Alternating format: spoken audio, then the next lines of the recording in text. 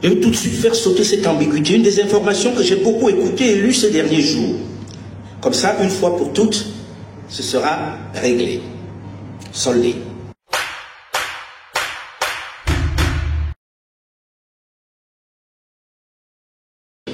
Allons-nous céder un tel désastre, une telle ruine à nos enfants, en nous justifiant toujours par le rôle réel, c'est vrai, joué par les autres dans cette déchéance? On n'a jamais vu un parent d'enfant handicapé échanger son enfant avec celui de son voisin. Jamais. Nous devons prendre soin de notre Afrique. Ce n'est pas une option, c'est une obligation. Mais si cela ne doit pas plaire à certains d'entre nous, il faut reconnaître que malgré la bonne volonté affichée, personne, ou presque, ne prend l'initiative de changer les choses. On regarde. Personne ne se dit, voici le rôle que je souhaite jouer pour faire évoluer la situation dans le bon sens. Voici le changement que je souhaite impulser. Un peu comme si on attendait un Messie venu d'une autre galaxie pour nous sortir de cette misère dans laquelle nous vivons. Personne ne viendra sauver l'Afrique. Personne ne viendra se préoccuper de l'héritage que nous allons léguer à nos nombreux enfants et petits-enfants. Seul l'Africain est maître de son destin. Il doit le comprendre. Ce n'est pas quelqu'un d'autre, c'est nous. Les discours très flatteurs sur l'aide que les autres nous apporteront sont des leurs. Et on doit le répéter régulièrement. Des leurs. Celui qui vient nous voir vient pour son intérêt. Et c'est logique. C'est à nous de protéger nos intérêts. Personne ne vient parce qu'il nous aime. Personne. Personne ne prend son avion pour venir chez nous en disant je vais les aider, ces pauvres nègres. Non. Celui qui dit ça, ayez le courage de lui dire en face qu'on en a marre, arrêtez de nous mentir. Vous venez pour quelque chose et qu'il vous dise clairement ce pourquoi il est venu. Et en même temps, personne ne désignera le Messie ou le leader qui sauvera notre continent. Chaque jour, nous attendons ce Messie, comme dans une certaine religion. Personne ne va nommer un Messie. Et c'est devant ce constat qu'avec des Africains amoureux de leur continent, désireux de changer les choses en profondeur, d'en finir avec le goutte à goutte qui entretient la maladie, qu'est né Mansa, que nous venons vous présenter aujourd'hui. Bonjour et merci d'être là, à la fois dans cette majestueuse salle de l'hôtel 2 février de Lomé et en direct sur plusieurs chaînes panafricaines et sur nos différentes plateformes Mansa.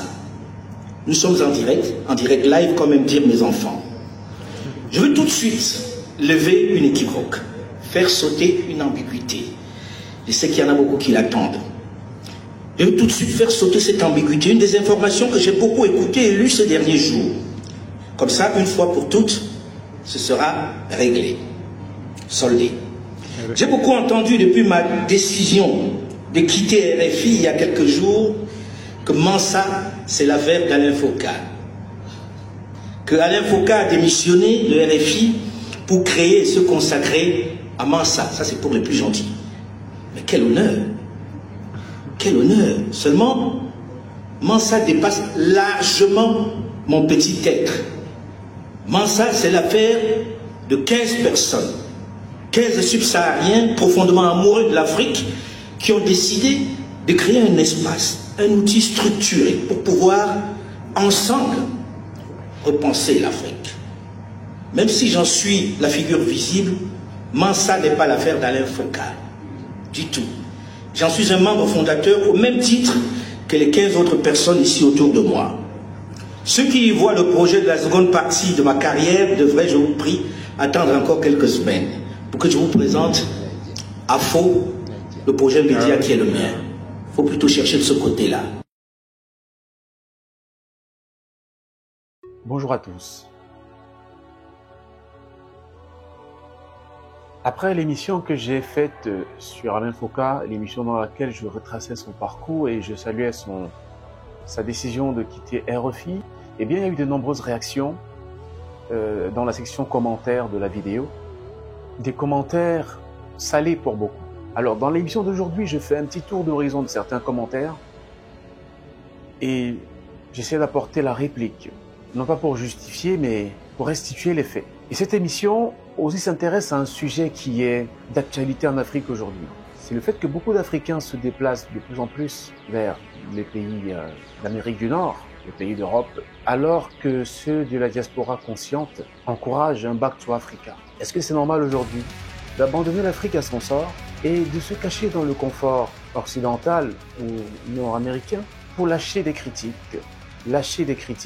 alors qu'on ne fout rien, qu'on n'apporte rien? C'est de cela qu'il sera question dans cette émission Ascension. Ne bouge pas. Alors avant de continuer, je vous invite à partager cette vidéo. C'est un débat intéressant, c'est un débat utile pour nous. Il s'agit évidemment de la querelle intellectuelle. Ce n'est pas un débat de personnes, c'est la querelle intellectuelle. Et ce qui importe à mes yeux, et j'espère aux vôtres aussi, c'est surtout la pertinence des idées. Qu'est-ce qu'on peut retenir qui puisse nous aider à mettre l'Afrique sur le bon chemin, sur le droit chemin? Qu'est-ce qui peut nous aider à aider l'Afrique, à sortir l'Afrique de son inertie? Est-ce que c'est intéressant de se contenter de critiquer, de ne rien faire, de ne pas poser d'action? C'est pour ça que je vous invite à partager massivement cette vidéo, parce qu'on va toucher des points sensibles et vos avis en commentaire seront les bienvenus. Je vais d'abord répondre à certains commentaires que j'ai trouvés un peu désobligeants, un peu durs et manquant d'objectivité sous la vidéo que j'ai publiée il y a 2 jours sur cette chaîne. Premier commentaire. 30 ans au service de la France, un sommeil trop long. La France est un chasseur, mais t'as porté haut la voix de ce chasseur. La vie est un choix. T'as assumé la ligne éditoriale du chasseur pendant 30 ans, mais c'est trop. Non, Alain Foucault. En tout cas, c'est bien pour ce réveil. À un moment, je veux t'en vouloir, mais je reste... Lorsque je lis ce commentaire, je me demande si ce n'est pas d'ignorance. Parce que, à en juger par les émissions qu'Alain Foucault a animées sur RFI, même s'il les a animées pendant 30 ans, on voit bien que l'Afrique a toujours été au cœur de ses projets éditoriaux. Je parle du projet éditorial de l'émission. Je vais commencer par Archives d'Afrique. Si vous avez écouté Archives d'Afrique, de quoi parlait l'émission Archives d'Afrique? Archives d'Afrique est une émission qui racontait l'histoire contemporaine du continent africain à travers les archives et les témoignages des grands hommes, chefs d'État en exercice ou déchus de leur pouvoir. Les acteurs de l'histoire témoignent. Et cette émission a contribué à nous donner une autre version de l'histoire de l'Afrique, à moins que ce soit vous qui n'y trouvez pas de la valeur. Mais Archives d'Afrique a enseigné aux auditeurs africains sur le continent même des connaissances qu'on n'enseigne pas dans des écoles, des choses qu'on n'a pas apprises, ni à l'école primaire, ni au secondaire, même pas à l'université. Parce que c'est un travail d'investigation, c'est un travail de terrain. Et si malgré ce travail, vous trouvez qu'il n'a vraiment pratiquement rien fait pendant 30 ans, je me demande si c'est pas vous qui ne savez pas apprécier les choses à leur juste valeur, donner de la valeur aux choses que l'on vous donne. Vous savez, c'est ça aussi le problème de l'Afrique, c'est qu'elle peut avoir l'information, mais elle ne sait pas quoi en faire. Parce que des émissions comme ça permettent de se remettre en question, de remettre en question nos rapports aux autres sur la base de nos histoires, et peut-être de changer de mentalité. Parce que la première étape, et c'est la plus compliquée dans le changement d'un continent, c'est d'abord le changement des mentalités, le changement des paradigmes.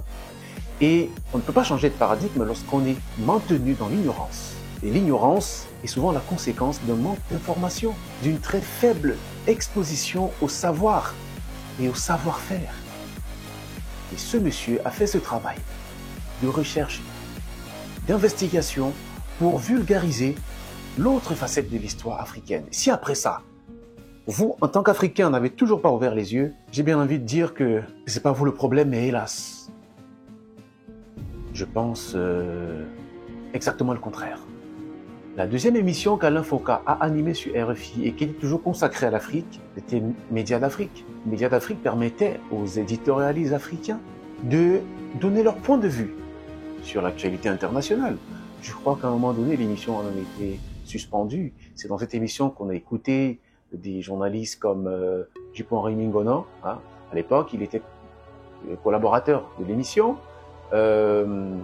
Tekivan, qui est aujourd'hui sur NCI, et bien d'autres encore. Alors c'est une émission qui permettait au moins aux journalistes africains d'avoir voix au chapitre, de donner leur point de vue sur l'actualité internationale et ainsi, on va dire, amener les autres à avoir un peu plus d'égard et avoir un peu plus d'estime sur l'opinion africaine portée par ces journalistes et par ceux qui font l'actualité. La troisième émission qu'Alain Foka a animée sur RFI et qui était toujours consacrée à l'Afrique, c'était Média Plus. Et dans Média Plus, il était question de mettre en avant les talents qui font l'Afrique, en politique, économistes, des cerveaux qui font l'Afrique de demain. Et pour moi, c'était une émission qui permettait de redorer l'image de l'Afrique et de faire comprendre aux autres qui regardent souvent l'Afrique avec une certaine condescendance que, eh bien, l'Afrique est un creuset de talents. L'Afrique, ce n'est pas que celle du Kwashiorkor et des guerres civiles. L'Afrique, c'est aussi celle des talents. C'est aussi celle des inventeurs. C'est aussi celle des leaders. C'est aussi celle des hommes forts, des hommes puissants qui peuvent impacter le monde. Alors, je m'arrête que sur ces 3 émissions pour dire que, même si pendant 30 ans, Alain Foka a été à RFI, ayez regardé de près, il s'est plus servi de RFI que RFI ne se servait de lui, parce que si beaucoup de jeunes, comme moi par exemple, j'étais l'un des plus grands consommateurs d'Alain Foka pendant de nombreuses années, c'est grâce à lui que j'ai connu beaucoup de choses, que l'université ne m'avait pas enseigné, que le lycée ne m'avait pas enseigné, que l'école primaire ne m'avait pas enseigné. Alors qui s'est servi de qui? Est-ce que c'est Alain Foka qui s'est servi de RFI ou c'est RFI qui s'est servi d'Alain Foka? À vous d'en juger, mais moi je pense que Alain Foka s'est beaucoup servi de RFI pour réveiller l'Afrique. Et je le pense d'autant plus que RFI, c'était l'une des radios jusqu'à il n'y a pas longtemps la plus écoutée sur le continent, grâce à sa puissance technologique, à ses ondes courtes, je crois, qui arrosent tout le continent. Des enquêtes sur la consommation de médias le prouvent, que RFI fait partie des radios les plus écoutées sur le continent. Mais vous, en Afrique, vous ne déployez pas cette technologie pour faire parvenir vos radios, même dans les coins les plus reculés de la contrée, ou les coins les plus reculés du continent. Où est passé Africa numéro 1? Où est passé Africa numéro 1 qui devait normalement challenger RFI sur le continent? Africa numéro 1 a fermé faute de financement. Pareil pour Africa 24. Africa 24 était venu pour valoriser l'Afrique, valoriser les institutions africaines et tout. Mais Africa 24, c'est beaucoup plein de problèmes de financement. Hein? Mais vous vous contentez de critiquer. Vous ne proposez pas d'alternative. Et quand les autres viennent occuper le vide, parce que la nature a horreur du vide, vous êtes les premiers à vous plaindre. Ça, c'est notre travail en tant qu'Africains, c'est de pleurer. Et tout ce que nous savons faire, c'est pleurer. Pleurer plus, agir moins. Comme je l'ai dit en intro, les amis, l'heure est grave. C'est au moment même où l'Afrique a besoin de ses enfants pour se développer que beaucoup prennent le chemin de l'exil. L'exil alimentaire, l'exil économique au détriment de l'Afrique. C'est ceux-là même qui sont censés revenir, comme vient de le faire Alain Foka, pour apporter sa contribution de manière beaucoup plus factuelle à la libération de l'Afrique, que beaucoup préfèrent se cacher en Europe, là où tout est déjà fait, profiter de la récolte pour laquelle les ancêtres européens et américains ont travaillé, croiser les bras dans le confort, rester en Europe et critiquer l'Afrique. Je viens de vous faire la liste de ce qu'Alain Foka a quand même fait pour le continent. Et vous, la question que vous devez vous poser aujourd'hui, c'est qu'est-ce que vous faites pour le continent africain? Quel est votre bilan personnel en tant qu'Africain qui ne voyez que le mauvais côté des choses? Quel est votre bilan? Qu'est-ce que vous avez fait pour l'Afrique? Alors si en répondant à cette question, vous vous rendez compte que vous n'avez rien apporté, je crois que le plus grand bien que vous puissiez faire à l'Afrique et à tous ceux qui travaillent pour libérer l'Afrique aujourd'hui, c'est de la fermer. Oui, c'est de la fermer. Fermez-la ou agissez, tout simplement. Le mouvement Back to Africa qui est porté par certains des consciences éveillées aujourd'hui est la condition sine qua non de l'Afrique de demain. Parce que vous devez savoir qu'il y a de richesses que d'hommes. Aucun pays, aucun continent ne peut se développer sans une ressource humaine de qualité. Alors, qu'est-ce qui se passe? C'est que chaque année, la ressource humaine de qualité quitte l'Afrique. Les personnes hautement qualifiées quittent l'Afrique pour aller se mettre au service des autres nations. Et c'est ceux-là qui critiquent le retour d'Alain Foka. Si l'Amérique aujourd'hui est première puissance mondiale, c'est grâce à l'importation des cerveaux. Vous savez par exemple que Albert Einstein n'était pas américain. Non, Albert Einstein n'était pas américain. Albert Einstein s'est installé aux États-Unis et grâce à sa recherche, à sa formule E égale mc², la bombe atomique a été fabriquée, n'est-ce pas? Et c'est grâce à cette bombe atomique que les États-Unis sont sortis vainqueurs de la Deuxième Guerre mondiale. Et depuis cette victoire, les États-Unis sont la première puissance mondiale aujourd'hui. Première puissance de plus en plus contestée par des nouveaux arrivants, oui, mais si les États-Unis ont imposé son hégémonie même sur l'Europe, sur la France et tous ces autres pays, c'est grâce au travail des chercheurs, au travail des cerveaux. Et ces cerveaux n'étaient pas américains. Mais nous, en Afrique, qu'est-ce que nous faisons?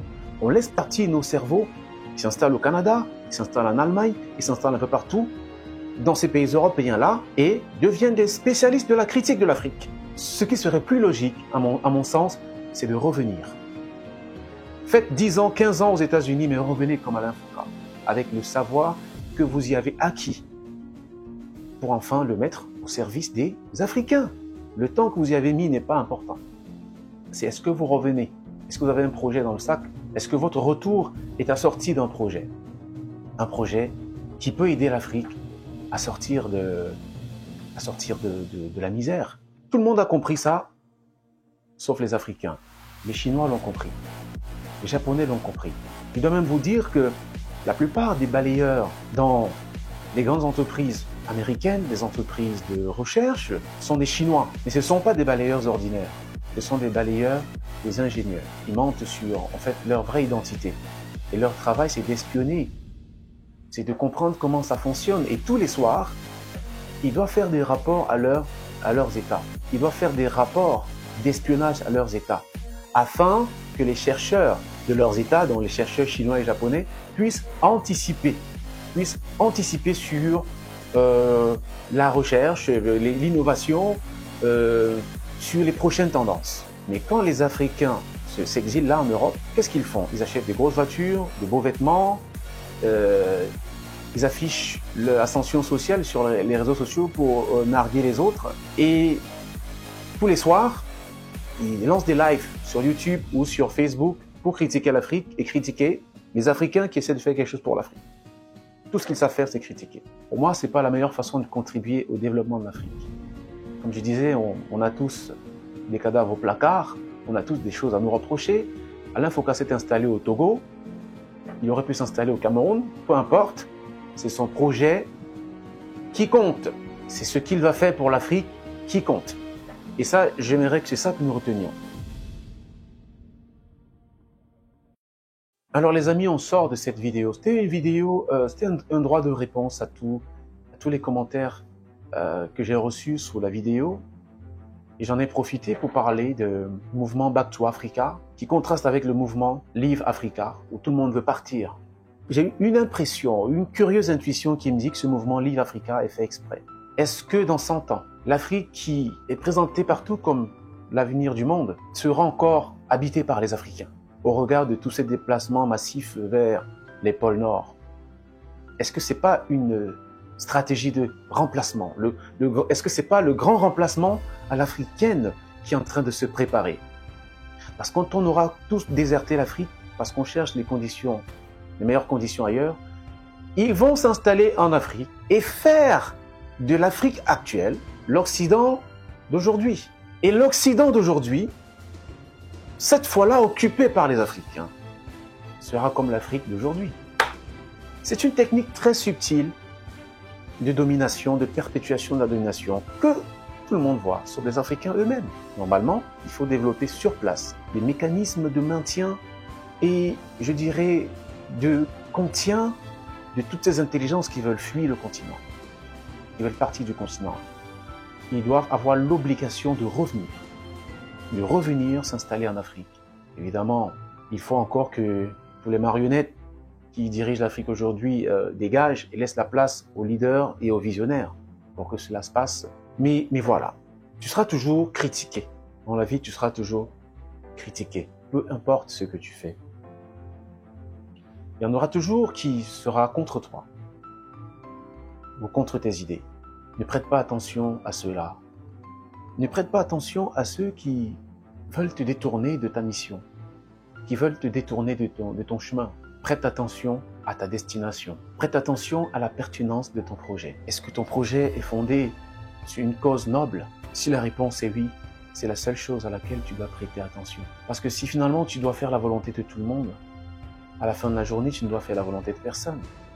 Si donc, vous avez la conviction que vous vous battez pour une juste cause, pour une cause noble, eh bien, concentrez-vous sur votre objectif. Concentrez-vous sur la finalité. Concentrez-vous sur votre vision. Parce qu'à la fin de la journée, seule l'histoire pourra dire si vous aviez tort ou raison. L'émission arrive à son terme, un peu plus longue que d'habitude, mais ça valait la peine. Dites-moi en commentaire ce que vous pensez de ce mouvement Leave Africa, qui contraste avec le mouvement Back to Africa, dont Alain Foka vient d'incarner avec brio depuis qu'il a décidé de retourner s'installer au Togo, à Lomé. Les réponses en commentaire. Cela dit, à très bientôt.